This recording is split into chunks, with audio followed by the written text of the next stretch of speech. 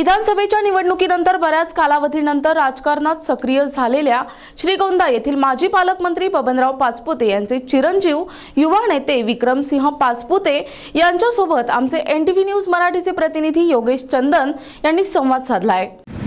आज आपण श्रीगोंद्याचे युवक नेते आणि श्रीगोंद्याचे भाग्यविधाते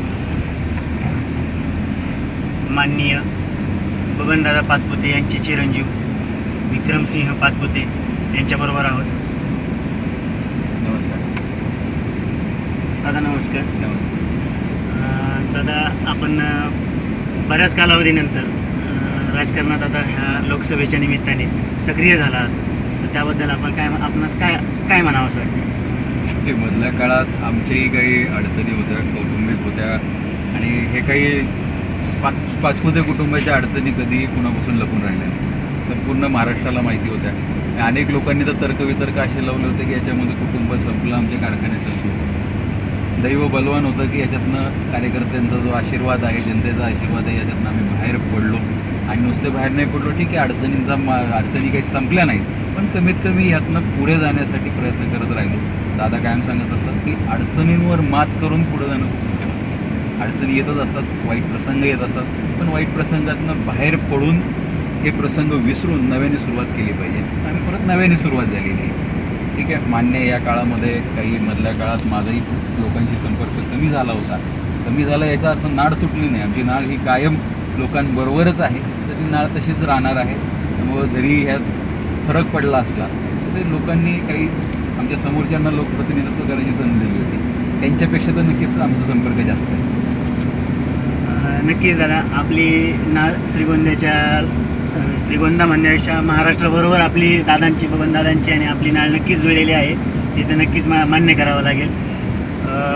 आपण असं म्हणता येईल की अनेक अडचणींवर मात करून आनंदात, म्हणजे अडचणींवर मात करून त्याचा सामना कसा करावा याचं नक्कीच आपलं उदाहरण म्हणून बबनदादांकडे आणि आपल्याकडे पाहता येईल।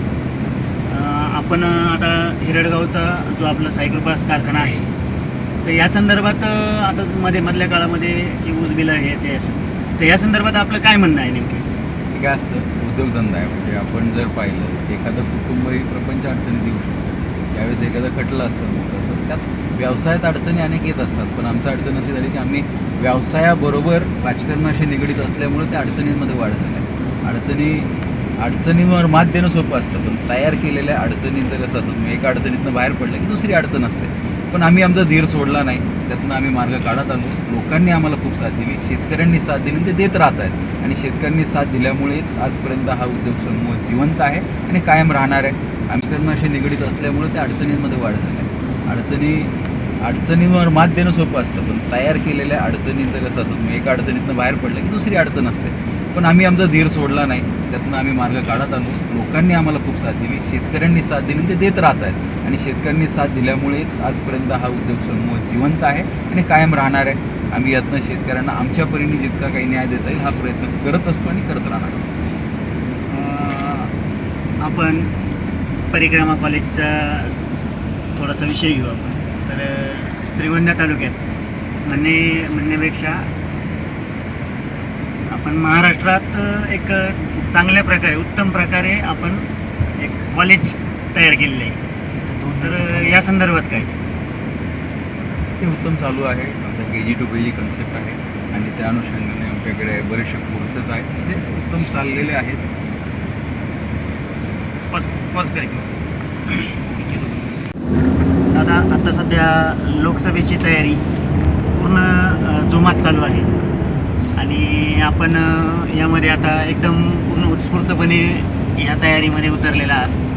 आपल्या इकडून माननीय सुजयदादा विखे भाजपच्या चिन्हावरती भाजप पक्षातर्फे त्यावेळेस उभे आहेत, तर आपण ही तयारी कशी नेमके, म्हणजे नाही का आपली याच्याबरोबर विधानसभेची काही तयारी आहे का आत्ता लगेच सुरुवात, याच्यावर आपलं काय?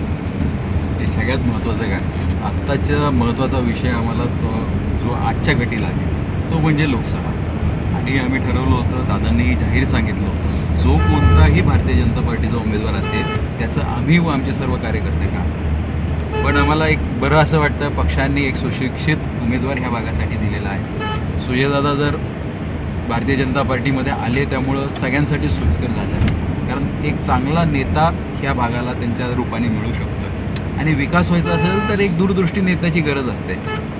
नेतृत्व खासदार कोणीही होतं, पण खासदार नुसतं होऊन चालत नाही. त्या खासदाराला पुढे काम करण्याची संधी पाहिजे. आणि काम कधी करू शकतो खासदार, तर त्याला त्या कामाची जाणीव असेल किंवा त्याला कमीत कमी आमच्या लोकांचे प्रश्न समजले तो आम्ही प्रश्न सोडू शकतो. त्यामुळं एवढं चांगलं जर नेतृत्व मिळत असेल तर त्या नेतृत्वासाठी का प्रचार करू नये, त्या नेतृत्वाला का संधी मिळू नये. आणि आमच्यातलाच एक युवक जर पुढे जात असेल तर 100% आमच्यातल्या प्रत्येक युवकांनी बाहेर पडून त्यांच्यासाठी प्रचार केलाच पाहिजे. त्या अनुषंगाने आम्ही प्रचार करतोय. म्हणजे याच्यात आता सध्या तरी आपण विधानसभेची कोणतीही तयारी नक्कीच नाही आहे. पण हे बघा काय असतं, विधानसभेचे प्रश्न हे विधानसभेच्या वेळेस चर्चा केले जाते. अशा अनेक गोष्टी आहेत. लोकांनी विधानसभेचे आत्ताच मी सांगायची गरज नाही, श्रीगोंद्यात तुम्ही अनेक ठिकाणी विचारलं तर लोकांनी आज त्यांचा निर्णय घेतलेला आहे. कारण जसं 2014ला आमचं दुर्दैव होतं तसं श्रीगोंद्याचंही दुर्दैव झालं आज म्हणायची वेळ आलेली आहे. आज पाण्याचा प्रश्न एवढा ऐरणीवर आला आहे आमचा. आज कुकडीच्या पाण्याची अडचण आहे, आज बोरच्या पाण्याची अडचण आहे. आणि ही लोकप्रतिनिधींच्या चुकीच्या धोरणांमुळे झालेली आहे.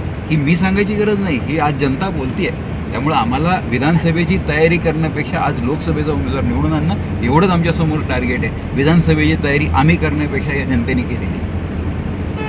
नक्कीच दादा, आपण म्हणता याच्यात बऱ्यापैकी तथ्य जाणवत आहे. सध्या दुष्काळ चालू झालेला आहे आणि चारा छावण्यांचा प्रश्न गंभीर होत आहे. चारा छावण्यांना मंजुऱ्या पण लवकर मिळत नाही आहेत. तर या छावण्यांबाबत आपलं काय मत आहे?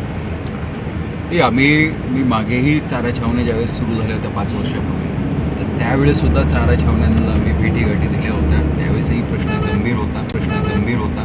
आजही प्रश्न दिवसेंदिवस गंभीर होत चालला आहे. आणि एकंदर पावसाची परिस्थिती पाहिली तर आत्ताचे जे प्रेडिक्शन्स आपल्यासमोर आलेले आहेत ते पाऊस यावर्षीसुद्धा कमी होईल. त्या अनुषंगाने आज चारा छावण्यांची खूप गरज आहे. आणि मधल्या काळात ह्या चारा छावण्या का झाल्या, एवढी जनावरं का झाली? काहीतरी विकास झाला म्हणून एवढी जनावरं झालीत ना लोकांकडे. या सरकारची धोरणं इतकी उत्तम होती की शेतकऱ्याला लिटर मागे 5 रुपयाचा अनुदान दुधाला या सरकारने द्यायचा प्रयत्न केला. त्यामुळे लोकांनी जनावरं वाढवली. आता ह्या जनावरांचा जर पिण्याचा आणि चाऱ्याचा प्रश्न तयार झालेला आहे तर अशा लोकांसाठी हे चारा छावण्या तयार झाल्या पाहिजे. आता बऱ्याच ठिकाणी आपण दादांनी सुद्धा बराचसा पाठपुरावा केला की तुम्ही काही करून चारा छावण्या ह्या ठिकठिकाणी होणं गरजेचं आहे. कारण शासनाचा नियम असा होता सुरुवातीला की 3000 जनावरं जोपर्यंत होत नाही तोपर्यंत दुसरी छावणी उघडायची नाही. हे शक्य होत नाही, कारण बरेचदा काय होतं 5-5, 10-10 किलोमीटरवरती जनावर नेणं शक्य नाही. 5-10 किलोमीटरवरती जनावर जर न्यायचं म्हणलं तर त्यांना गाडी टेम्पो भाड्याने करावा लागतो. आणि नुसतं छावणीवर जनावर नेऊन सोडण्यासाठी 500-1000 रुपये खर्च होतो. त्यामुळे हे धोरण सरकारने ज्यावेळेस सरकारला हे मांडण्यात आलं, सरकारला समजून सांगण्यात आलं, त्या सरकारने या धोरणामध्ये बदल केला. 3000ची अट ही 1000वरती, मग 500वरती, आता 300 जनावरांवरती ही अट शिथिल करून आणलेली आहे. त्यामुळे अनेक ठिकठिकाणी छावण्या सुरू झाल्या. आमच्याही तालुक्यामध्ये कोळगावसारख्या गावामध्ये आज 8 छावण्या तयार झालेल्या आहेत. आमचे बरेचसे असे युवक कार्यकर्ते ज्या ठिकाणी हे छावण्यांमध्ये पुढे आलेले आहेत, लोकांसाठी जनतेसाठी हे काम करतात. त्यांनी छावण्या सुरू केल्या, छावण्या सुरू करण्यासाठी मदत केलेली आहे. आता मूळ कळीचा मुद्दा आपल्या इकडं पाण्याचा आहे. तर तसं पाहायला गेलं तर आपल्याला यापूर्वीच एक रोटेशन यायला पाहिजे होतं श्रीगोंदा तालुक्याला, पण अजूनपर्यंत तर काही रोटेशन आलेले नाही आहे. तर याबाबत आपण काय सांगू इच्छिता? ते मी फक्त सांगेल की हा लोकप्रतिनिधीचा नाकर्तेपणा आहे. त्यांनी जर नियोजन उत्तम केलं असतं, तुम्ही आपण भूतकाळात पाहिलेलं आहे श्रीगोंद्यामध्ये ज्यावेळेस धरणात पाणी कमी होतं त्यावेळेस आपण डेड स्टॉकमधनं पाणी काढलं.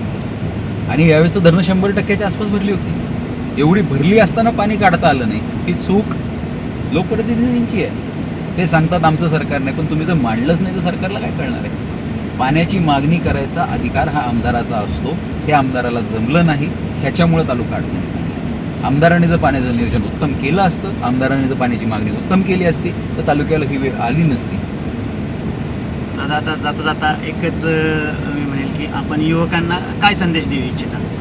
हे युवकांना एकच संदेश देईल की आपल्यातलं जर नेतृत्व पुढे येत असेल तर सुजयदादांसारखं नेतृत्व पुढे येत आहे, आपण त्यांच्या पाठीशी उभं राहिलं पाहिजे, त्यांच्या बरोबरीने उभं राहिलं पाहिजे. आणि नेतृत्व अनेक, आता दोन्ही उमेदवार युवक आहेत, तुम्ही हाही प्रश्न मला विचारू शकता, पण ह्या दोन्ही युवक उमेदवारांसमोर कोणता सक्षम उमेदवार आहे? कोणता उमेदवार आपल्याला न्याय देऊ शकतो हे जर पाहिलं तर सुजय विखेंसारखा उमेदवार आपल्याला न्याय देऊ शकतो. अशा उमेदवारासमोर युवकांनी उभं राहायचं आणि अनेक युवकांनी माझं तर मत आहे राजकारणात यावं. जेवढे युवक राजकारणात येतील तेवढे प्रश्न सुटतील. बरेचदा म्हटलं जातं की युवकांचे प्रश्न सुटले जात नाही. तुमचे प्रश्न, माझा प्रश्न हा मला कळतो. माझे समन्वय आपण आता आपल्याला माझा प्रश्न समजेल, आपला प्रश्न मला समजू शकतो.